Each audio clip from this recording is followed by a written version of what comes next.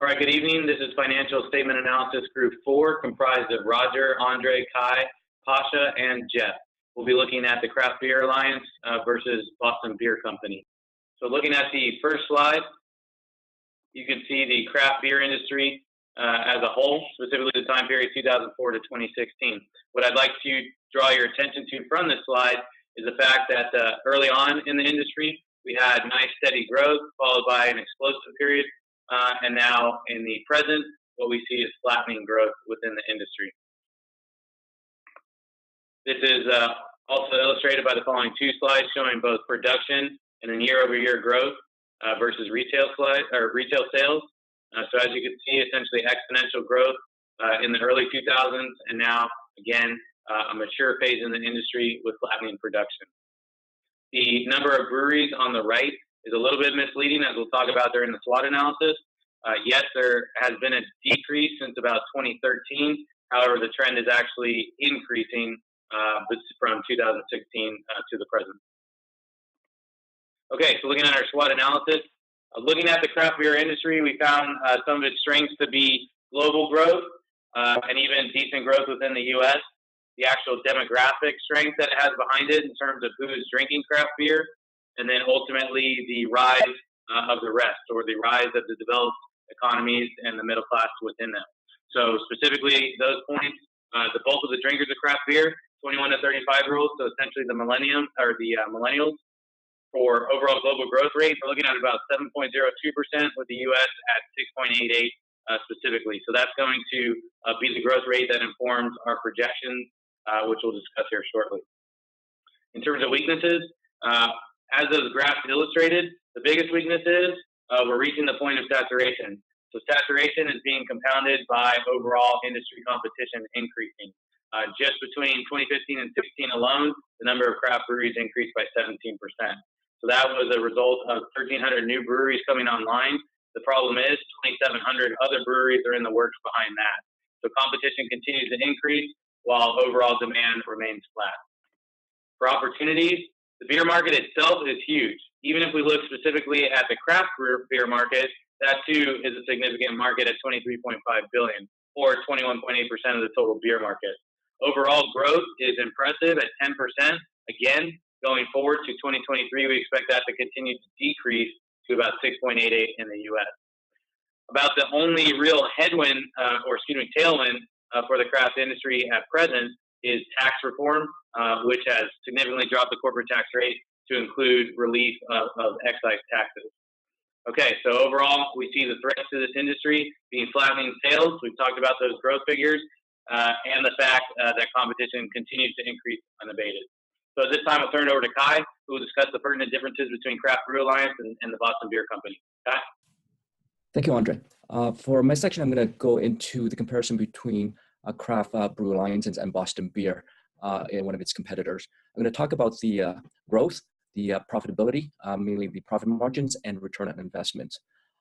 Looking at this slide, you can see that the sales growth, the operating income growth, and net income growth for a craft is not only deteriorating, it's actually worse than its competitor. This reflects the trend, the macro trend that Andre talked about, the slowing industry, but operationally, in performance execution-wise, craft is doing worse than its competitor. Turning over to the profit margins, and all the key margins that you see in front of you, the gross profit margin, the operating income profit margin, and net income profit margin, are essentially flat. It's not improving, meaning the company is not improving, it's not scaling its operations, and it's lags behind the Boston Beer Company. Not only lags, but lags by a significant margin. Turning over to return on equity and return on assets, as you can see here, it's not surprising if the company has no profit, then its return on equity and return on assets would be very challenging. Essentially, it hovers around zero. And decomposing the DuPont analysis, breaking down the return on equity, you can see that leverage, or assets over equity, the interest efficiency, the profit margin as defined by NOPAT divided by sales, and the asset turnover, the company reflects its, these metrics clearly explain why its return investment is so poor. I'm going to turn over to Roger, who's going to talk about the key value drivers and how they translate into our scenario. Building on the analysis that Kai and Andre described, we identified a number of key value drivers for Craft Brew Alliance. In particular, we identified the distribution alliance that the company retains with Anheuser-Busch as critical to scaling its long-term operations, also something that potentially offers constraints in the long term. We also identified an interesting dynamic between the company's interest in growing a long-term national profile with diversity across the country, while at the same time, many of its most successful brands are very regional in nature, dependent on retaining a spirit of authenticity to remain profitable. The most important thing from these value drivers, of course, was finding a way to translate them into an understanding of assumptions for the current and future performance of the company. To capture this, we envisioned 3 scenarios for the firm that recognized bearish, bullish, and expected assumptions for key performance metrics.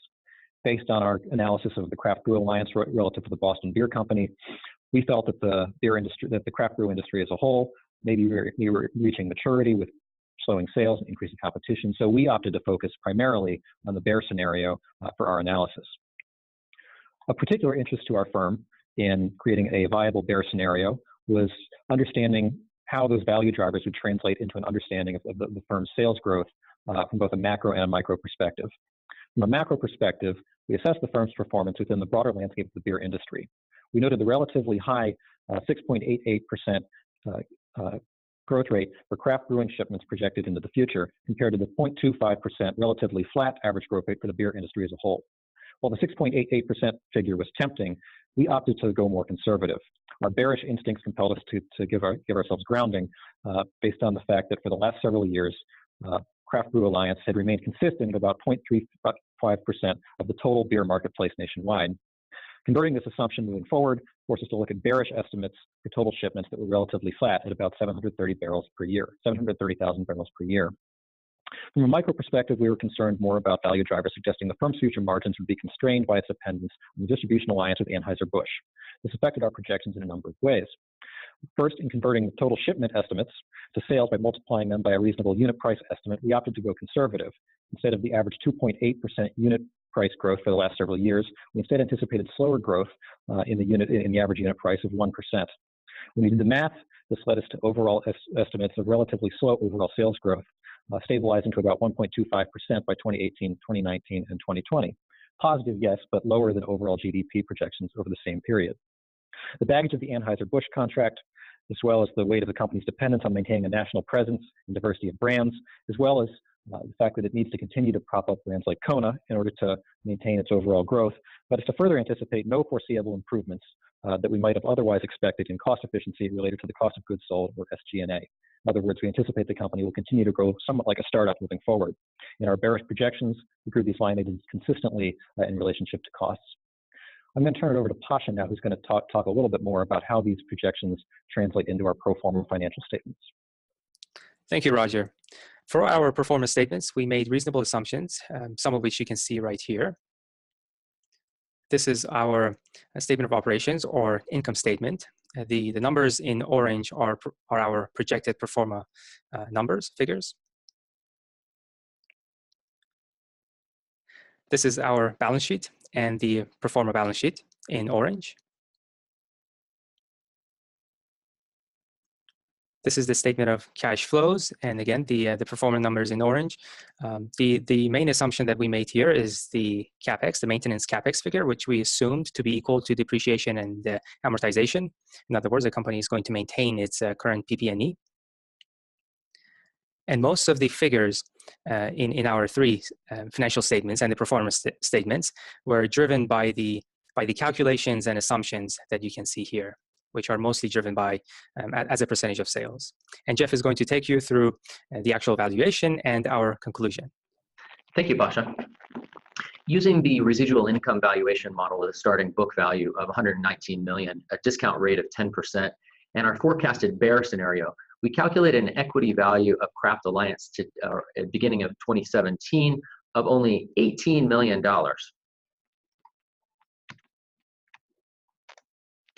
That's only 94 cents per share. This is very low, below book value. We also checked this with a valuation method using free cash flow and continuing value using NOPLAT and return on invested capital, and got very similar results. But this makes sense. If you are getting a return on equity of 2.7% when the required return on equity is 10%, then this essentially becomes negative. Then for every year that the firm is operating at this low level of productivity, it is destroying value for its investors. And it can't grow itself out of this scenario unless it improves its return on invested capital. In order to escape this bear scenario, they somehow need to change their business model. They would either need to sell more beer with the same number of assets, or increase their profit margin by decreasing costs or increasing prices. Levering up with cheap debt may increase return on equity, but it would also increase the return on equity required by investors. The ability to sell more using the same invested capital or extract a higher profit margin gets back to the necessity of having some sustainable competitive advantage. In this bear scenario, if it could not gain some competitive advantage and does not anticipate being able to obtain a return on invested capital of 10% in the future, then it should sell off its assets and the company should distribute the cash to its investors.